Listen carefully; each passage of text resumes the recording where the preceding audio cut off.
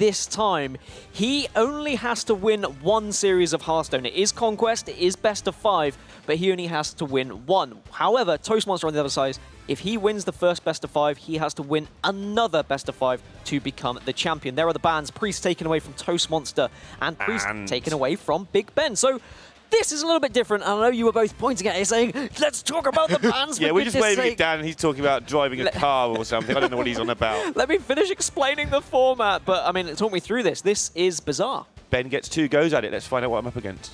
Wow, I like that. I really Go like number 1. Let's see if he has brought the bluff. Let's see what's happening here.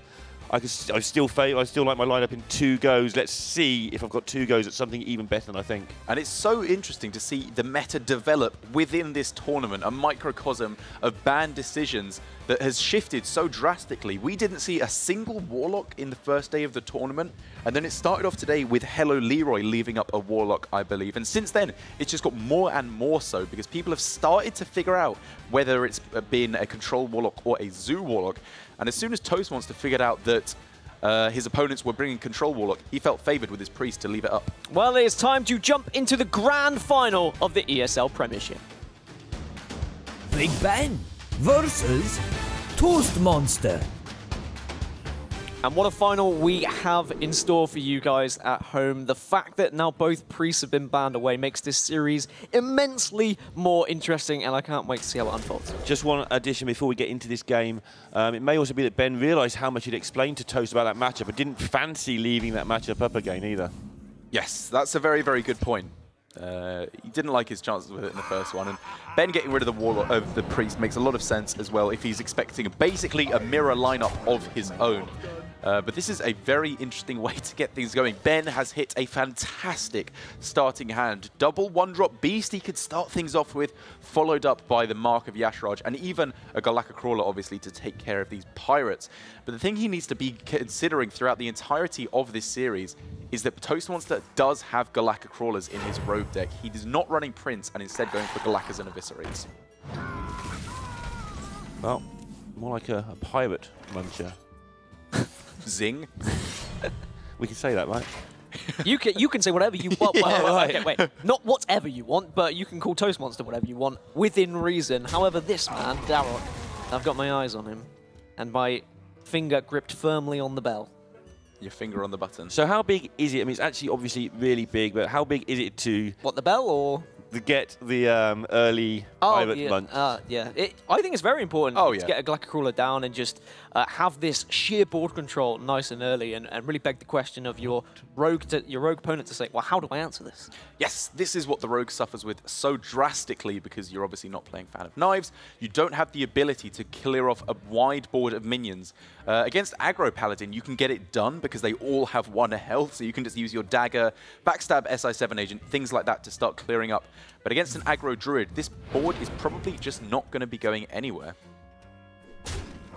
However, it is worth mentioning that the trick up Toastmonster's sleeve is obviously that swipe, which BigBen cannot be expecting, but could maybe provide that little bit of extra damage to clear up 2 or 3 minions and wrestle things back. Yeah, an unconditional piece of removal in this deck is kind of rare as well. Everything else is like, you play around it because it's got needs activators, but swipe is just there. It just swipes things away. It's just swipe. Yeah, it's just swipe. It's just swipe. The swipe's pretty good. So Ben has an option. I mean, he's so many ways here to go incredibly wide. It's just a case of how he wants to do this. It's true, he can go incredibly wide, but all of the widest boards he can make involve throwing down a pirate, and he's just so afraid of that Galaka Crawler because he appreciates how far ahead he is in this scenario. So he thinks, do I actually ever need to play the Bloodcell Corsair in this game? Or at the very least, can I play it when I'm so far ahead it doesn't make a difference? And because of that, I expect to see him not playing the Bloodcell Corsair in order to get the widest buff, just because he's so afraid of crawlers from his opponent. He could not buff anything this turn if he wanted to as well. He could literally just go wide on the board with these 1-drops and say, actually, after I've cleared off the Tar Creeper, I'm going to be okay. I don't think he's got anything that can clear any of these minions, and then I can go crazy buff next turn. Yeah, like my New Year's resolution. I can just get crazy buff. That was it. Yeah? Yeah. I'm looking forward to seeing that, actually. Yeah, me too. Let me tell you, mate. me, along with your partner, are probably looking forward to you getting buff and stop being a little bit tubby. Okay, well, that was 100% unnecessary. I'm just glad it's not aimed at me for once. I mean, I don't know where to go. I was going to say that's discussion. the elephant in the room, but that's actually even It's meaner. even ruder. I'm not that big yet. But Toastmonster wrestling back as well as he can against this board, and he's actually doing, for the moment, a remarkably good job of it. Bouncing back the burglar here.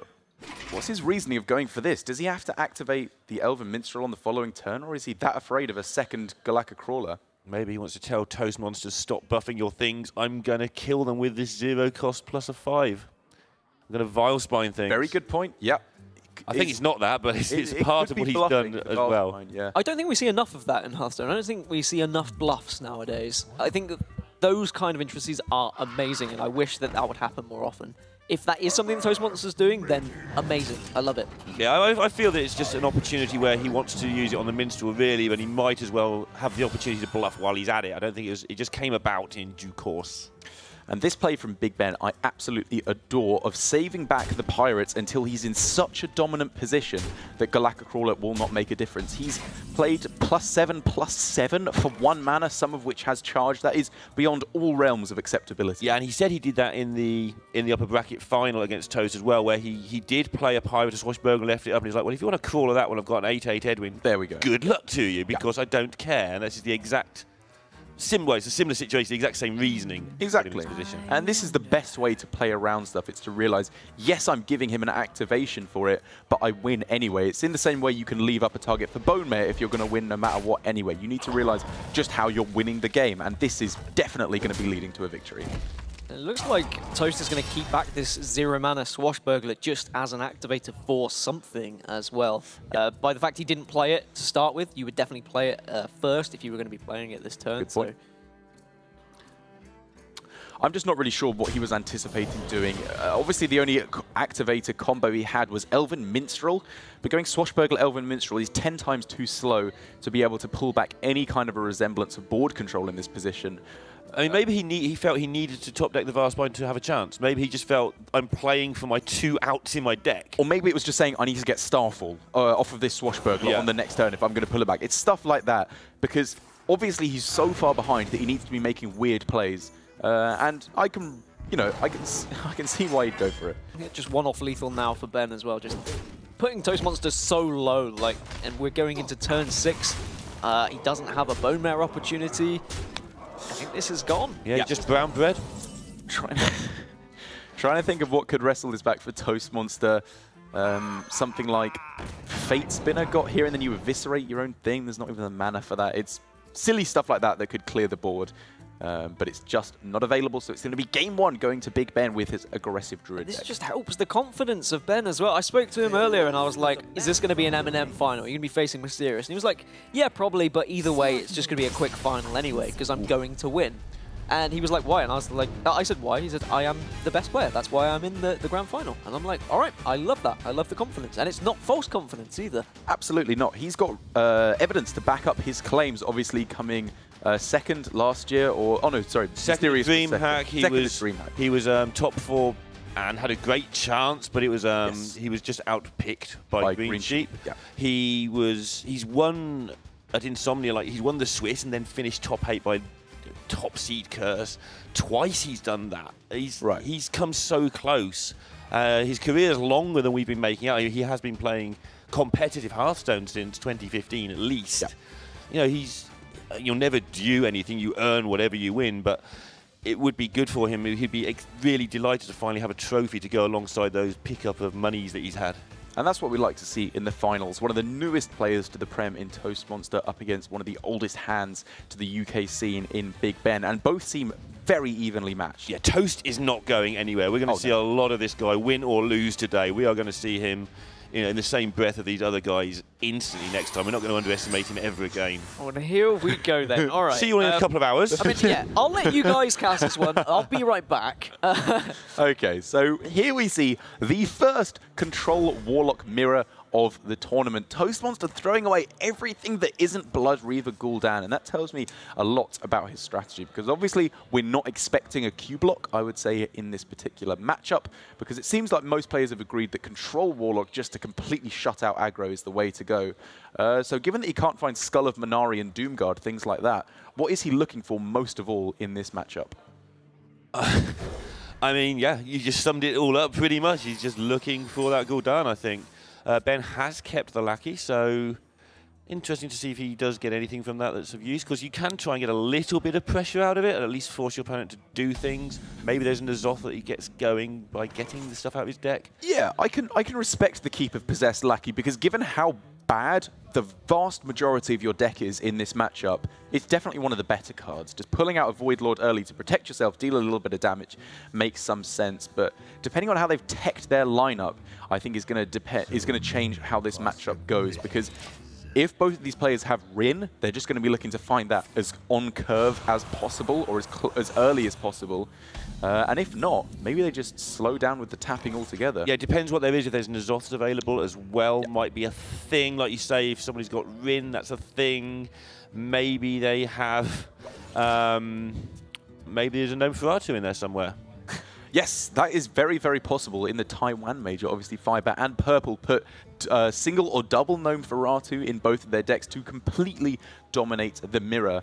I don't expect to see that necessarily from both of these players, because they both obviously started out by banning Warlock at the start of the tournament, so maybe they haven't teched quite so aggressively to counteract the mirror. No, I doubt either of these players would have been expecting any mirrors at all this tournament, just because that was the game plan. I think it's only the fact that they've played each other already that we are even in this scenario. And it's a double final thingy. So we've got Gul'dan on either side. And another thing that's actually worth mentioning about not banning Warlock at the start is Zoo and Control Warlock are so vastly different in how you play against them that if you have no information at the start, you just want to get rid of that, because you will just kind of lose if you mulligan incorrectly. And so how likely are we that we are going to get to fatigue this game? Is that something that these players have to be considering? Drawing cards, even pulling cards out from Possessed Lackey, for example? Right. I mean, you end up with 3 9s trying to smash into other 3 9s, and it's just not pretty. Yes, in the previous meta, certainly it went to fatigue basically always. In this particular meta, obviously certain things have changed, because you can apply... a bit more pressure with Void Lords, but this is what we can expect to see for the entire rest of the tournament. Neither player tapping unless they find Rin, because obviously if you find Rin, destroy your opponent's deck. As BigBen having a bit of fun with bats the turn back over to his opponent.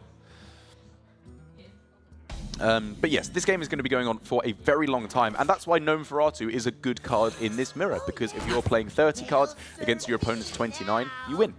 And that's why you've got to be a little bit careful with the Lackeys. But you do get the pressure earlier to compensate, so your opponent probably has to tap to catch up or something. Yeah. So Stonehill Defender could find that Rin that you were talking about? Yes, I think it's about a 10 to 15% chance to find it. From. Is this another quote I can write down? This is not another quote. This is what I read on Twitch chat once randomly. Right. That means it's right then, right? Yeah, that means it's 100% right. Hang on, you're still here. And I read on Twitch chat once that you shouldn't be. Oh, right, yeah, I bet, mate. I'm still wondering why Ball Control's not here, to be honest. Yeah, they actually like it. Aren't we all? Aren't we bloomin' all, mate? Yeah, but in this particular matchup, as we said, not all too much has changed in terms of the amount of pressure that can be applied. It's about finding Rin if you have it, and if not, you just... don't have a Rin condition. You don't have a Rin condition, exactly. You get one.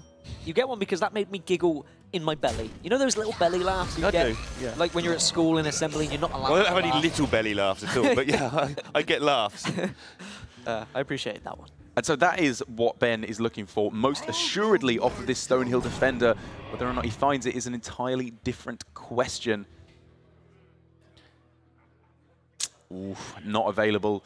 This is not really what he's looking for. As a consolation prize, Void Lord to be summoned back from Gul'dan might have been a little bit more tempting, but none of these are very good whatsoever. Really interesting that normally you take a small thing that you can just piddle onto the board and hope for the best. It was block things up, but the Bog Creeper actually something to try and get through those Void Lords, at least try to make an impact. It warrants an answer. That will probably bait a Siphon Soul, I would imagine. That's so now for Toastmonster, he can smack his thing into his opponent's thing. We end up in much the same situation as, okay, yeah, he Mortal Coils not on the dying minion, which and that sets out where we are at in this game. He doesn't want to draw cards. Yeah. We're going to be here a while. But it's good.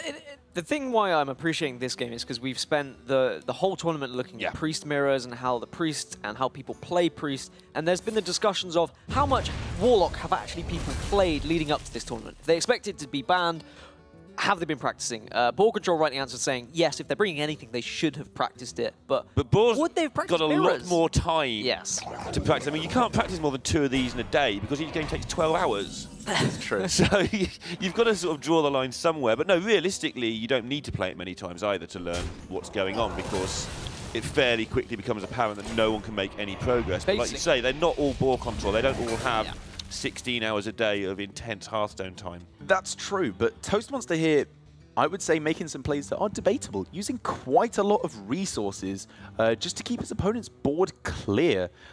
Whereas very often in this matchup, having a clear board from your opponent doesn't really matter. Are they important resources, though? Is he making space in his hand to have stuff to be able to actually hold on to for later? So that's the next level of things to bring up is, yes, Defile and Hellfire are not particularly good cards in this matchup, but maybe they could find a use. After a N'Zoth comes down, after a Blood Reaver Gul'dan comes down, maybe just having the ability to clear off your opponent's board could be pretty necessary. But where I'm going with that is if there's a handful of not very good stuff going on in your hand, maybe you want a bit of space to store some of those things. But he doesn't really need space because he's not drawing cards for the rest of the game. Hand space is not that important in this mirror. Okay. At least not for you're not tapping away, making yeah. space like Freeze, he's drawing cards or whatever, obviously. Like for Ben, obviously he needs to be a little bit conscious. He needs to be playing a card every turn, but no more than that. As, double Blood Reaver Gul'dan comes down, so both players going to be targeting that hero power, sucking each other's faces as much as possible. Doing what, sorry? Sucking each other's faces. Okay, I'm not familiar with that act, but maybe that's something I will Google later. I think the problem we've had here is we were about an hour and a half ahead of schedule coming into this grand final. And now we're 5 minutes behind. And then I think the admins went, actually, no, we need to change that. Both of you are banning Priest. We are going to have a Warlock mirror. It's very pretty. I was intrigued because I was going to ask the question of, do you coin out Gul'dan? Do you need to just get it as early as possible? And the answer was, of course, yes. We didn't even need to have that discussion. Yeah, it's the same with Gul'dan as it is with Jaina in so many of these control matchups. You get it out as soon as you possibly can, and then you start winning because your hero power needs as much repetitive value as possible. It's like Justicar in the old control Warlock mirrors. Control Warlock mirrors. Control Warrior. Control Warrior mirrors. What's that class that gets all the armor? Oh yeah, Druid. Oh yeah, that's a good point. Everything's topsy-turvy now, isn't it? In it. Sound a little bit like Dan SWF there. That's what I was going for. Yeah. Yeah, so for Toastmonster, again, using up one of his few board clears available to him. That's both Defiled and a Hellfire now used. So as you said, not particularly good cards in this matchup. But his hand size is much lower than his opponent, and it's not because he's been drawing less cards, which would obviously be great for Toastmonster. It's because Ben has been holding back his cards a lot more, and they're in the same state on the board, so it begs the question, what has Toastmonster achieved by using these cards? Well, he's achieved the same that Ben's achieved, really. I mean, but which cards are in Ben's hand that are really going to influence the outcome of this game? There aren't many. Hellfire is maybe damaged very far later on down the game. If N'Zoth comes down, double Hellfire can just clear up majority of what's going on, maybe in combination with the Defile. I think they have their uses in this matchup. Obviously, they're on the weaker side. They're obviously just anti-aggro cards, but they can get their use in this matchup, I would say. So something, I mean, it's 1-0 to Ben, right? And of course, Ben winning this game goes 2-0 up. It is going to be an advantageous position. But is it important that Toast is able to get this win? Or is Ben still going to be able to find a victory with the Warlock against what remains in Toast's lineup? Is there any kind of conquesty feel that matters with this mirror? both Warlocks will be getting a win at some point, I would very much assume, because with both Priests being banned, that is easily the best matchup against Warlock in both of these players' lineup. So with only Rogue and Aggro Druid left for either player, obviously Rogue and Aggro Druid for Toastmonster, but only Rogue for Ben, those are both miserable matchups against the Warlock. And it's worth pointing out as well, on the previous turn, Toastmonster using the hero power on the lackey of his opponent, and I think that is starting to become apparent what the downside of using those board clears are, because there are minions that can be made by BigBen. It's not much, but it's small amounts of threats, and the fact that Toastmonster has to use that on the minion instead of the hero to remove that armor it's a small disadvantage.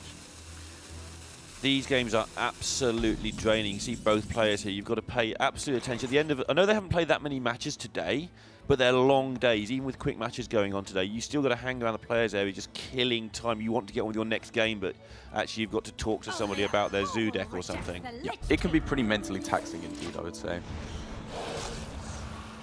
Spellbreaker is an interesting inclusion from Ben's side. We might see one in Toasts as well. But I guess it is there just in case there is something like a Rin, and of course against all of the aggressive decks, you want to silence all sorts like Bone Mares and whatnot. That's a fantastic point. Against Rin, that you really, really want to be silencing it, or your win condition changes so massively. As the second Stonehill comes down for Ben, can he nail that all-important Rin not available to him? And Vulgar Homunculus, because of the fact that his Blood Reaver Gul'dan has already come down, can't resurrect it, so there's no real benefit for having a demon. Dirty Rat, can he nail anything with that? Yes, if there's a Rin in Toast deck, which we don't know, he can pull it out never and be able silence to it. get the minion down. He doesn't matter about the Rin. When he gets to the 10-10, he just pulls the 10-10 That's out. true. That's true. Or he can probably pull out and silence it, to stop all the little demons being made. They'll make enough difference as well, so yeah. But the Spellbreaker has now come down, so you are correct. If Rin does come down for Toastmonster, Ben will have to allow him to play all the seals, and then instead rat out the Azari, which is still getting out at 10-10. So that's it depends how quickly things are progressing. Right? Okay, yeah. okay.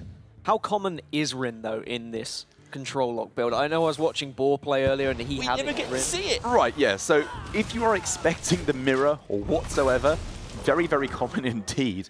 But I don't think these players are necessarily expecting the mirror, so I'd be I agree. very unsurprised if it's not in this So deck. N'Zoth for Ben is going to allow him to get some pressure going on. This could be where those cards you've been talking about that Toast was using freely could actually come into play. Most certainly, because still at this position, it's more or less even board state, because the hero power will make quick work of any advantage that Toastmonster currently has.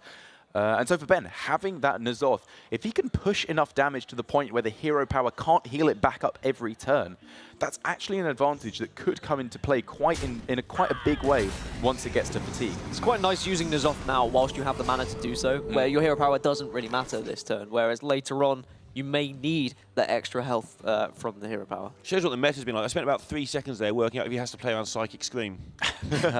It's like, actually, not anymore. Yeah, nothing really the Warlock has available to effectively deal with this stuff. Obviously, a Twisting Nether could deal with the majority of it, but then there's still a bunch of 1/3s on the board, which is actually pretty good for Ben. Attacking for 7 every turn is not nothing. Yeah, it's a relevant amount of damage suddenly, because there's not much relevant damage in this matchup, and that is definitely, it's a fifth of the health, and if it does even go to fatigue, being 10, 12, 15 behind is huge. It's just about having enough damage on board to the point where the hero power from Toastmonster can't heal that much up every turn that you're doing it. Sorry, I just started thinking about what the Geist could possibly be doing. Yeah, Dark Pact. So here what it is BigBen needs to figure out, am I destroying as much stuff in my deck as I am in my opponent's? And the important thing to mention is that BigBen, I did hear him in the player lounge saying he's only playing 1 copy of Mortal Coil. Okay. Which does make a difference. So he'll probably try and get his Dark Pact Mortal Coils done. Yes. And then his hand and then play it, even if he doesn't actually want to use them. Most he probably does, but even if he doesn't want to use them, he will then play it later and try and catch 1 card from Toast. Because he hasn't drawn or played any of those 3 cards in Double Dark Pact Mortal Coil, I believe, has he yet? Oh, wow. And we're now in the position where Ben was so far ahead that Toast was forced to start drawing cards here, and he's rewarded with a Twisting Nether. Yeah, it's better late than never. I mean, he's rewarded, but he's put himself in this position. I hate you. Where He has to use this very powerful piece of removal just on a board that he didn't want to deal with because he didn't keep the Defiles, he didn't keep the Hellfires in order to deal with that N'Zoth board. And now it's... Did we see all of Toast's deck before? I just lose track if he's got his own N'Zoth to come, because if he has, now he's in a decent spot. And if we could get a look at how many cards Geist actually destroyed, then we could get to see how much fatigue is actually going to matter, because obviously the amount of extra cards that have been drawn, Ben tapped on turn 2, whereas Toastmonster has played a Librarian. So they're still even. It's only really the difference in Geist, I believe, that will affect this matchup. But that is triple Dark Pack destroyed, so that's both of Ben's ones. And one of Toastmonster's ones. And now Ben is out of threats as well, but Toast is completely out of cards. And this is where one of those Hellfires would come in handy. Unbelievably in handy, yeah. You know, unbelievably in handy. It would be, well, it's kind of It works, I understand what you mean. It just kind of doesn't roll. It would be off the tongue. unbelievably useful. It would be very good right now. Yes, it would. And this is what Toastmonster needed to realize, is that he had a full hand of cards, but he'd lost the hero power. He correctly went Coin Gul'dan on turn 9, but he can't be anywhere near as liberal with his cards. Look at Ben's hand. They're still in basically the same position, but he's got way more resources that, while they probably won't be useful for the rest of the game, it comes into play. And just an update there on cards left as well. Ben has 8 cards left, and Toast has 6. Just to keep track of that one. I mean, just look at that. How far ahead does Ben want to be in this position? As far ahead as possible. He would like to be as far ahead as possible, but that is Rin picked up by Toastmonster. We're very much in the later stages of the game, as you said, with only 5 and 7 cards in each player's deck, respectively. So this is a lot of cards that Toast has got available to him. But how... And he did make the space, like, this is now, but if he'd drawn this on turn 9 or something, he would have made space for this stuff then. So he was anticipating perhaps picking up Rin earlier to have the space to store the demons. Very good point. But how... So there's 2 things that needs to happen. Well, he needs to have time to play the seals every turn, which he can play 2 of each turn, but then that denies a hero power each turn, which is a massive deal. And first of all, this Rin actually needs to die, which means it has to get through all these Void Walkers. Which Ben is fine with. He doesn't want this Rin to die, and he doesn't care about his board. Yeah, I'm not sure that actually discarding your opponent's deck is going to even come It's to just the value from the 2/2s. It's just going to be the minions, and a 10/10. And it's whether Ben has one of his own. Is he going to have a Rin? Because Toast came to this tournament happy to ban Priest, remember, so we should probably have guessed there was a Rin in his deck. Yeah. Whereas Ben has been banning Priest, so there probably is not. That is the assumption we can make, having seen that one. So Ben destroying the Rin here, which is not a line of play I was expecting. And with only 5 or 6 cards left in Toast's deck, he could have taken a long time about killing that Rin off. Yeah, I actually don't like this line of play from Ben. I think he should have just left it smacking into the Void Walkers every turn, because yes, he's getting his own Rin and all that stuff going on, because yeah, he's getting a bit of extra damage with the Void Walkers, but there's 2 Mistress of Mixtures on board, and there's obviously the upgraded Warlock hero power. This damage is not sticking for the moment. And he's just allowed him to get these seals out so much earlier. But there is now the other dirty rat from Ben, too late, though. which could pull out the because Azari. the deck doesn't matter anymore for the Azaris. You're just giving him a 10/10 if you wait for that now. But I think he could destroy a card. Maybe he could. Maybe it could be relevant. I think it very much could be relevant. I think that's the difference in our opinion. By killing off the Rin, he's made it relevant. I wouldn't be surprised if this destroys 3 cards. Yeah, if it destroys 3, that's fantastic. Yeah, that's insane. Super known for so relevant. Well, you've got to do it, but it just feels so futile. Just, oh, I'll do you for 4. I know you're going to heal it back up, but here you go. Yeah, have 4. I know you've got to do the cumulative effect, but... This damage is not sticking at the moment, because even though Toastmonster is not able to do the hero power each turn, because he is 100% set on playing a seal every single turn at the moment, because he wants to destroy every card from his opponent, which I agree with. Every point of fatigue is more important than a hero power at the moment. But the Mistresses alone are going to be healing him up, so Big Ben's damage is just not sticking at the moment. I think he should have left the Rin alive. It would have been at least 1 extra turn and possibly 2 or 3. And he realizes this. He's drawing now to get the value out of all of his cards. So Rin's done its job. Rin has already, because he's going to go through his deck whatever. The whole point isn't necessarily destroying the cards with value. It's just catching up on fatigue that he's behind in. Exactly. And all the stats that he's got out of being able to play the seals every turn. Must remember that BigBen did have a decent advantage going into the seals. He had quite a lot of accumulated advantage. It's going to be really close when this comes down to it at the end. He is able to deal with the 10-10 when it comes, so it's going to be very tight, but he has lost all of that advantage and possibly more because of all this. It's also worth pointing out that we haven't seen a N'Zoth from Toastmonster, and it's very possible that it will be coming down at some point. He manages to pick it up. The cards that have died, Rin would be fantastic just for some more seals. Sure, like, that's actually incredibly important. Just for more stats. I don't expect to see it played now, absolutely, because you want to get still the Azari out 100% on the following turn. But Ben has the potential counter to it with a 1 in 4 now with the Dirty Rat, but he has a 50% to get something fantastic. Yes. He lets it rip. He pulls out the Azari, and he's got another one that he just drew off the top, so he can still get the N'Zoth as well. Is he expecting that, and can he deal with it? If he goes for Twisting Nether and N'Zoth comes down, that is awful for Ben. That is absolutely awful. So you're just saying you just... Oh my goodness. You could just suck it up. You could just Nether. Siphon Soul, yeah.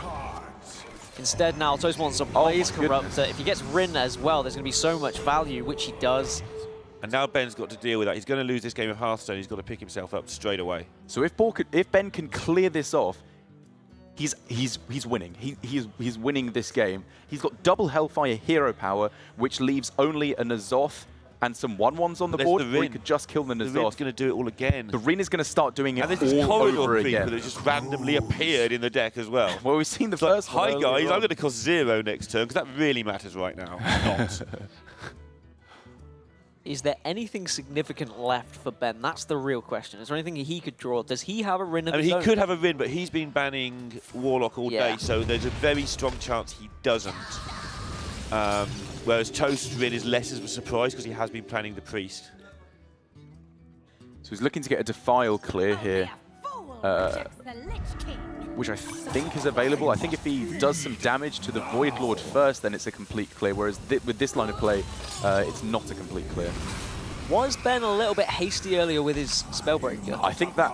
Yeah. Yeah.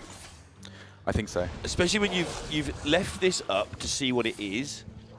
The Spellbreaker you can also leave in your hand to see if it has a reason to be used. So yeah, I think he was. But imagine if he'd pulled out the N'Zoth with the Dirty Rat, or if he'd just gone for Siphon Soul on the previous turn and still had a Nether to deal with the N'Zoth turn, or he could have picked it up off the top. So on this turn, we could see Hero Power Nether. And then he still has the ace in the hole of Dirty Rat Siphon Soul once the Azari has been put into the hand. But Toastmonster can play around that by keeping the Galakas in hand. This is going to be a fascinating ending to this game. I think Toast is firmly ahead, purely because of these seals. He is, but also he's taking damage in fatigue now. Fatigue damage really is going to start racking up, but he's only 2 turns behind in fatigue. And it's kind of the same as Control Warrior in a way where you haven't got 4 armor every turn, but you have got 3 health gain every turn, so it still delays it a while. And I mean now, at best for Ben, the hero powers cancel out. At worst, he has to use it on minions, and Toastmonster is doing more damage to him than Ben is to Toastmonster. Yeah. So confirmation of no Rin, quite rightly pointed out by Lorinda. No Rin. Low Rin. You tried. It was there. We saw where it was going. Yeah. Oh man, this Rin has just been absolutely absurd for Toastmonster. Yeah, when one of you's got it and one of you hasn't, and you're both playing the control variant, it's an unusual situation. It sort of almost shouldn't come up. Yeah. But that's to Toast's credit. He worked out this strategy where you can actually ban Priest, and it's working out for him here. But obviously, don't forget, this is still only going to be 1-1 anyway. And even if Toastmonster wins this, they go to a second set, and Ben can ban the Warlock if he wants to. Now he's investigating what it's about. I mean, the removal just is not there for Ben. He will have to use the Twisting Nether, probably on... Okay, well, he's going to have to go Dirty Rat into Twisting Nether. Toastmonster is not playing around that combination of cards because he's playing the Galactic Crawler. Oh my god. Anyone got any quick maps to work out who wins this? There's the 50-50 to pull out the Azari. He misses! Oh my god. It can't have come down to this. I mean, it's over now. He loses. And Toastmonster gets it back to 1-all. One of the most fascinating games of the tournament, mainly because it's the first time we've seen Warlock versus Warlock, but some crazy decisions. And maybe that there's so many little intricate things. There's keeping the Spellbreaker, there's maybe not expecting the Rin, there's the 50-50s with Dirty Rats, etc. that actually, if he had have pulled the 10-10, played it out, there is a chance he could have won that game. Yep, I think there are things from both sides that could have been done to optimize that game. I think obviously for Toastmonster saving his removal for the N'Zoth turn where he was under a lot of pressure and it looked like he might be losing well before the fatigue actually starts to set in. But then for Ben, I think metering out his resources and removal in the latter stages of the game could have been done a lot more effectively. Leaving up the Rin, I think, is the biggest mistake in my eyes because he had to start drawing, which meant he wasn't even winning in fatigue that much anymore. He should have just left that up, let it smack into the things, let him hero power his own Rin, and just start applying some damage to the face in the meanwhile. Yeah, I think if you're going to leave that deck up, you've got to keep the Spellbreaker in hand. I don't think there's a problem with leaving it up when you've got 2 goes. I think there is a problem with not then fearing the worst throughout of every possible nasty thing that can happen to you. And now for Toastmonster, it's a considerably less favourable matchup.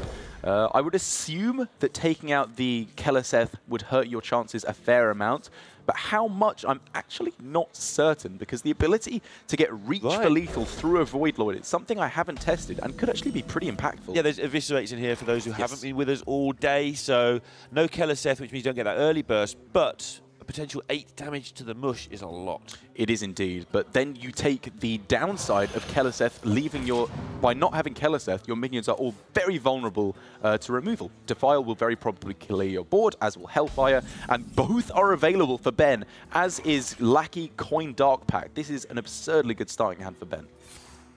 Sometimes Lackey into Dark Pact can just kill off a game against any form of aggressive deck. Yeah, I mean, Rogue is still an aggressive deck. He doesn't feel like an aggressive deck anymore because of all the really aggressive decks we have, but as Derek says, it probably will. Yeah. And with, as long as Ben doesn't pick up his second Void Lord, that's the kicker. Yeah, that's the point I want to bring up. This is the point where it's very, very, very worth considering not tapping at all here, as counterintuitive as it seems, because this is a winning hand already. You have everything you need to be able to take down this matchup, I would say. Yeah, anyone who's ever played tracking in that Hunter deck with just Yasharaj and Barnes has gone, I've got Barnes, let's just tracking for a bit of, oh, Yasharaj. Yeah. Really want you right now. It's a point when you need to realize if good enough is good enough. Side effects. And I think here it is. I think the tap here is questionable. I'm not going to call it wrong because, like, hey, having another Defile is great. Having another Lackey, Hellfire, Siphon Soul, all would have been fantastic. Getting close to the moment of truth for this one, although the first Void Lord is going to get eaten by a plant. Yeah, the Volspine's there, but then you've got the 1-3s also that are on the board. You've got a few more turns to survive with Hellfire, and then you're just playing your N'Zoth anyway, and you can bring another one back. Yeah, and the one that's actually in your hand on 9, N'Zoth on 10. That seems quite rude.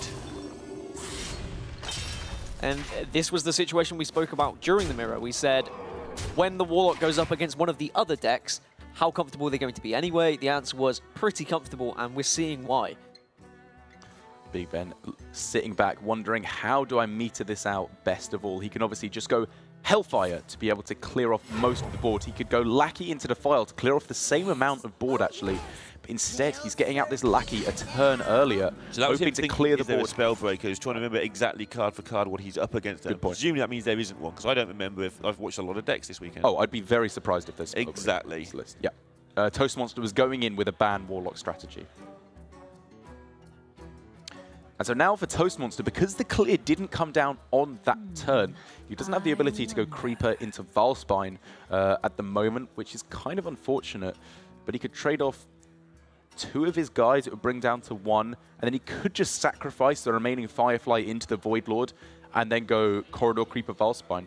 Although obviously Backstab is available if you don't really want the 5/5 right now.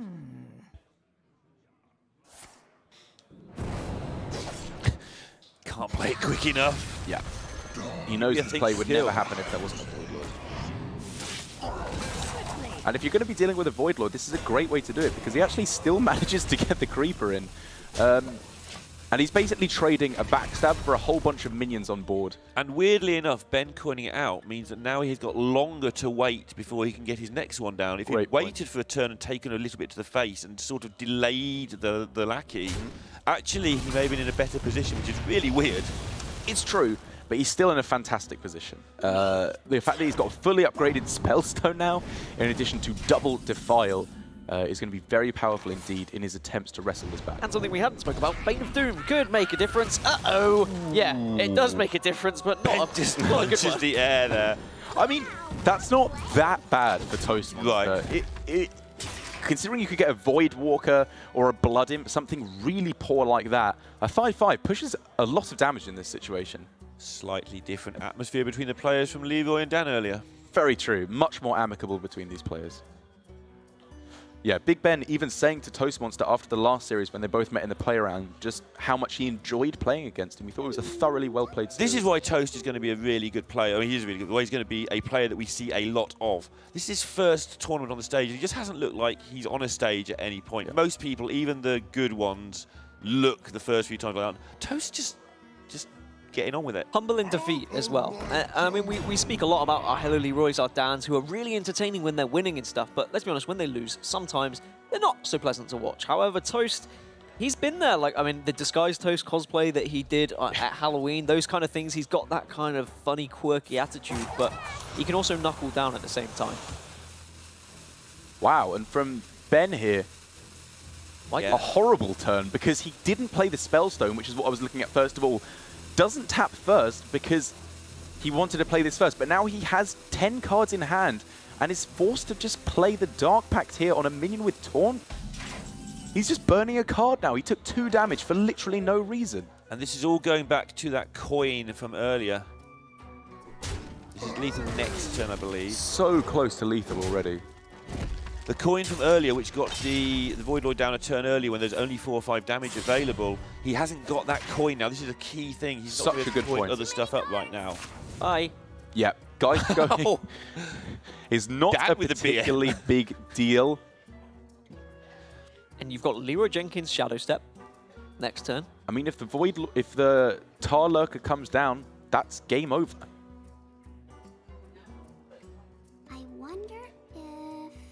BigBen needs to find a way to clear board as well as heal up. So I think it's going to be the Zealot Dark Pact and probably the greatest healing Spellstone as well. Well, that's a good start. Yeah. Oh no, it's game. Oh. And he doesn't manage to get anything else down though. So just with the Shadow Step, it is enough, and Toast flips this series on its head and takes a 2-1 lead and is 1 game away from resetting the whole grand final and taking us to a second series. Coming from the lower bracket, that's what you mean by resetting. If he wins this, he has to do it all again, but he's looking like he's going to have a great chance of winning this now. That's absolutely right. But for Ben, he has lost 2 games in a row with his Control Warlock, but now he's up against the Aggro Druid. This has to be one of the better matchups for him. Every single card in the early game is great. Any of his 1-drops, the Tainted Zealot would be lovely. Defile, Hellfire, Lackeys, the Mortal Coil as well. Anything would just be fantastic to clear off anything that the Druid is doing. Anything would be fantastic. And you're right, it's just all the cards are good. Yeah, it's just built to be aggro.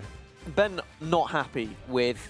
You can tell by his body language, by the way he's reacting to both that game and the previous game. He wasn't happy with how he's been playing. This particular game, definitely a bit of a mess. I mean, that's a matchup he should be winning, and that's a game he should be winning. That game, I think he could have won. Yeah. Just a shame that sometimes when time goes against you, your ordering gets a little bit incorrect. Your mind second guesses your gut instinct, and it can just go terribly. But there is still a chance he can win this series. That's what happened to me when time went against me. All those things. Your gut went terribly. Yeah. It's cool just getting old, isn't it? Yeah. That's what happens. Yeah. Sorry, man. So here is that aforementioned aggressive Druid deck. A very, very fantastic start, actually, for Toastmonster to get things going. 1-drops, Mark of the Lotus, and Corridor Creeper to back it up as well is amazing. But for Ben, an equally fantastic hand, as Defile will almost certainly be able to clear off the first wave of whatever Toastmonster is trying to do. And once again, that Lackey waiting in the wings to pull out a Void Lord. Are you okay with the Librarian being played on 1 here? Obviously, you're indicating it should be saved for Defile. Potentially. That's what I'm saying. Do you mind, or is it okay? I think it's fine. I think it's good. It fights back against a minion on turn 1. If you're killing off anything that doesn't get buffed by Mark, you're happy. And it's going to cycle you through to better cards anyway. I think you're right. I think it's difficult for the Druid to play around the Defile, but it does sometimes do this, which gets you out of the range of that first thing. But he's got the Mortal Coil now as well. Yeah. Enables him to mess around with it a bit. Doesn't actually allow him to mess around with it that well, though, because just Mortal Coil Defile would not get the job done quite yet. But I think he's very happy to just go with the Stonehill Defender on this turn, probably the Homunculus, I would imagine, and then follow up with double Defile or just single Defile if that will get the job done. Yeah, if you're wondering about the Homunculus, you just want to play this game, might not go 7 turns. If it does, you've probably won. So let's get those taunts down while they're actually influencing the outcome. I quite agree. Talking about this double Defile, but yeah, where's it? How's that going to work? Yeah, right now, not looking all too good. But even then, his turns are still pretty good. Just going for Mistress Homunculus isn't that bad. You scared of Savage Roar? You are scared of Savage Roar. That's a true fact. I mean, I spend most of my time scared of Savage Roar anyway, but in this particular instance, yes. I think you should talk to your wife. I was going to make the same comment. Are you calling my wife a bear? But I've met her, and she will kill me. Or a wolf. She's quite clearly a man. Exactly. It's my husband. Thank you very much. I'm glad she's not here. Me too. Hi, Rachel. So, everybody just staring at the screen? Yeah, just trying to figure out what to do with this mess. How did it go so wrong? Well, similarly to the last game, it looked like it was a good spot for Ben, but actually we probably ignored how good Toastmonster's start was. The double Lotus, just being able to take him out of range, the mark of the Usherage, of course. And it's worth bringing up your point again, Lorinda, the saving of... oh my goodness! Is that just lethal? That's 8 damage plus 6, 14 hero power. It's 1 off, I believe? Don't have the hero power. Can't hero power. Oh, you can't hero power. 2 off then. Okay, my mistake. But going into turn 5, if Toast can keep his board alive, and he knows he's got to play around Defile, he knows that Ben thought he had a way to clear this because of how things have played out. He's got to be so careful, because with the Mistress on board, even though you're 2 off lethal, that could go wrong instantly. So he is going to get this done now, and I think this is correct. Just make sure that Defile can't ruin stuff. Couldn't find a way to make it work. There's almost always a way to make it work. I mean, I think Defile will ruin everything now for Toastmonster, is what I think is going to happen. I mean, it can. Double coil. Coil double Defile. Still doesn't actually get it done. Oh no, it does. Coil double Defile would clear this board. Coil double Defile gets it done, but Toast has tiptoed around most of these options so well. Or even Lackey double Defile. Playing around Defile is incredibly hard. Yeah, that Lackey's there. So Lackey double Defile, I think, is probably better Lackey because Mortal Coil Defile the Spellstone. Yeah, Lackey Coil Defile. Okay. Would be the most optimal. And this is why I was talking about keeping potentially. This is why I asked at least. With Librarian, we're both going it Lackey. We're both going crazy. It's so worth considering. I agree. Or this, even better. And now gets the armor back. And now it's kind of over in Ben's favor, as if by magic it's turned around so quickly. The Corridor Creeper obviously gets eaten up by the Spellstone, and in a couple of turns, Possessed Lackey comes down, and then I just fail to see how Toastmonster's going to win.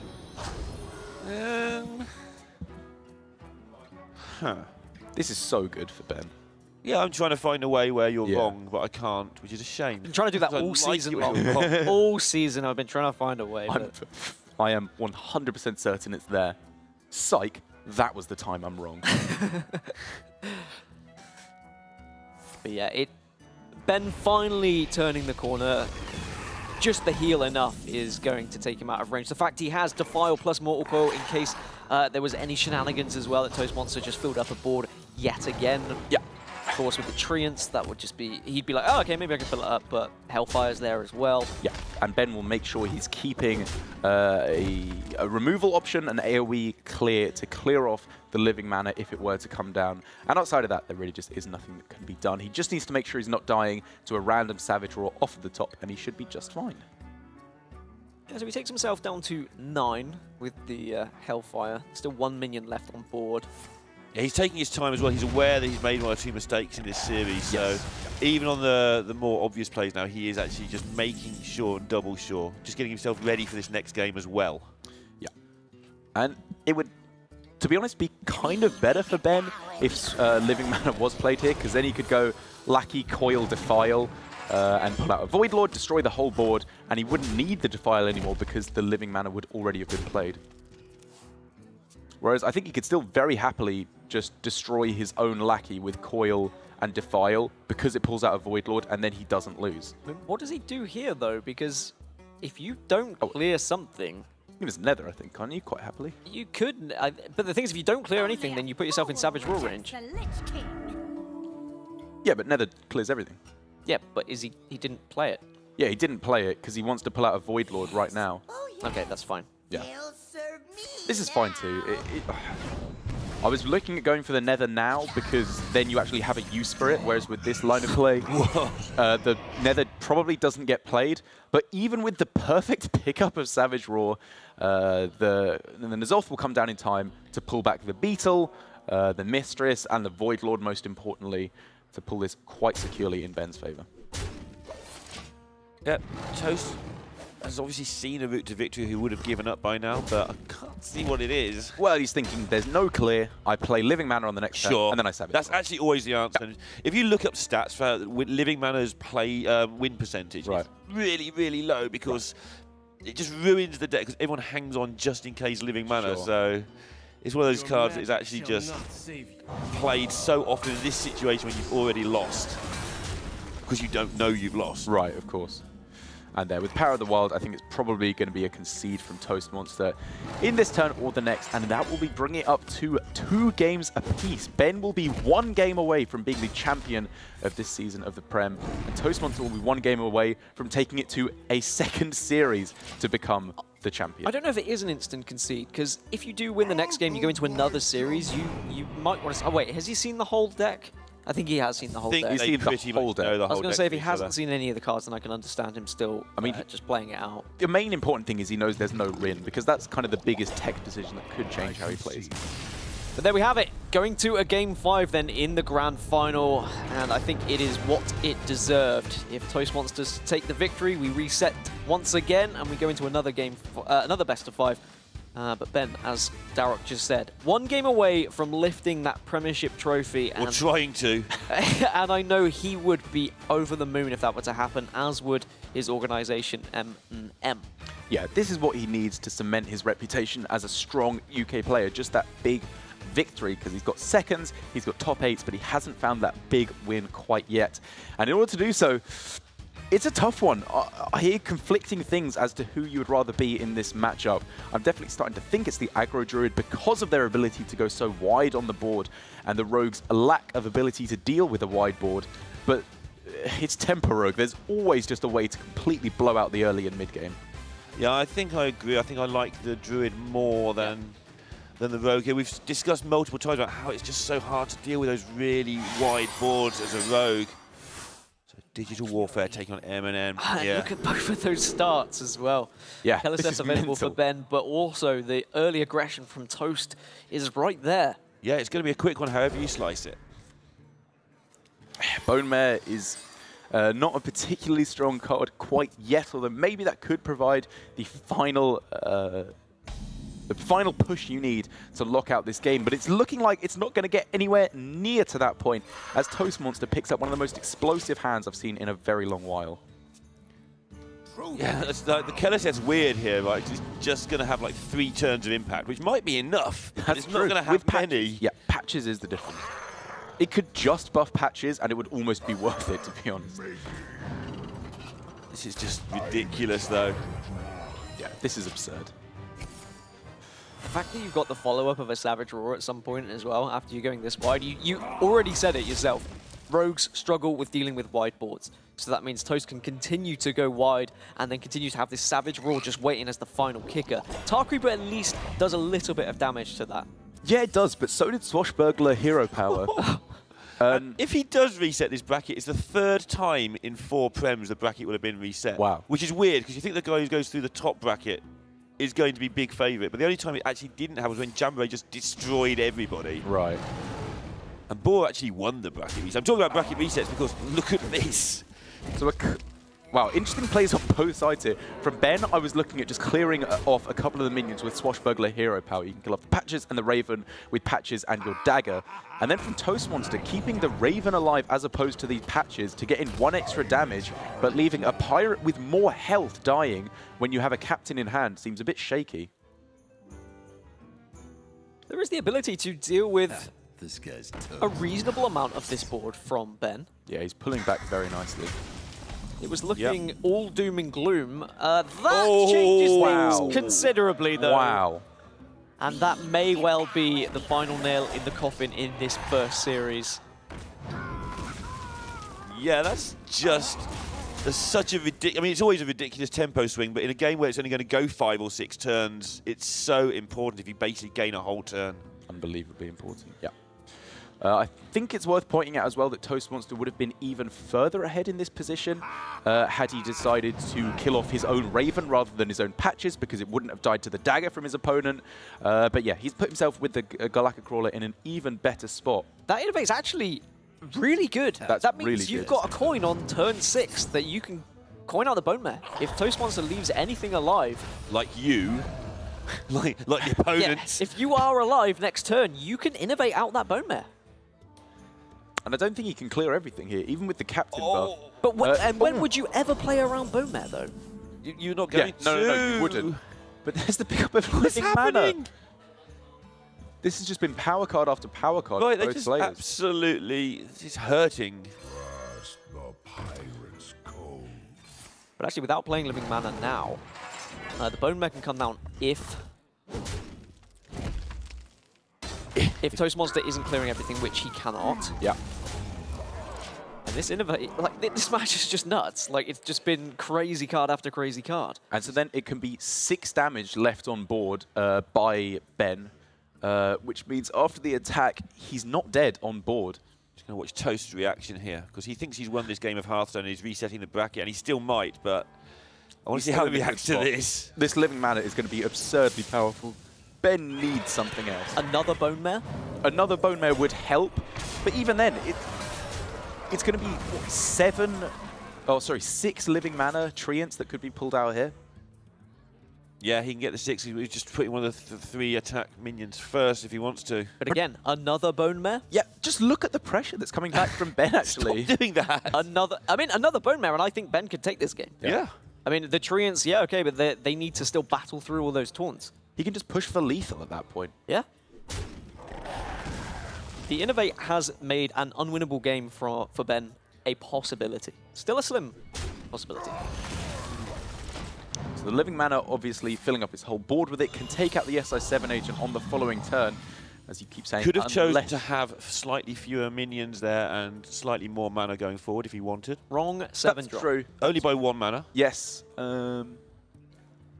I think I prefer this line of play. I prefer this line of play as well, yeah. but he did. That's why he paused from it, because there's cards in the deck that will buff these, like Power of the Wild, maybe. Very good thing to point out. Yeah.